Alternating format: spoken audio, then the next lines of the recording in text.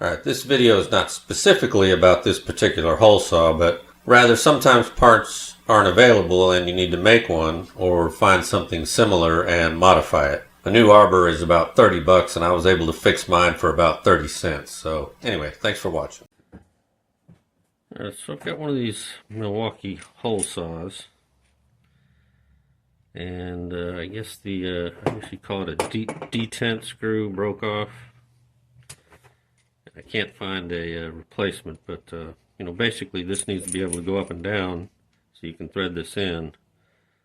And when you lock the holes in, that threads into there to pin it in place.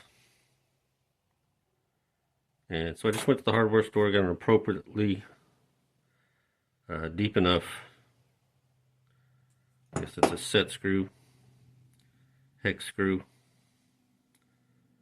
and then just took the calipers, threaded it as far as it'll go. It's not threaded all the way through, so threaded it as far as it would go, measured how much was sticking out, took that measurement back up to here, wrapped that with tape, and then just put it in some vice grips and clamped it in the workmate and ground it off, either a grinder, a Dremel, file, whatever you got.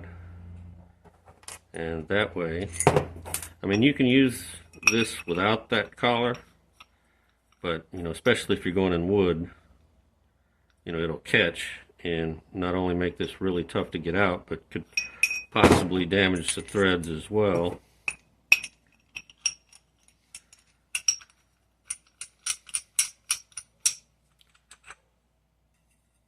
So that goes there. The basic idea is just get a threaded set screw and grind or file off enough of the threads so it will fit through the unthreaded part of the hole and leave just enough threads to actually screw it in.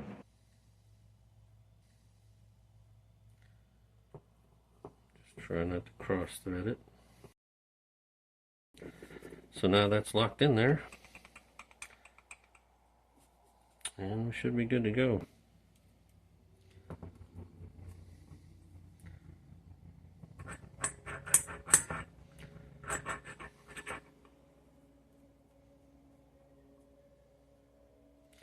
So there we go. Hope that helps somebody.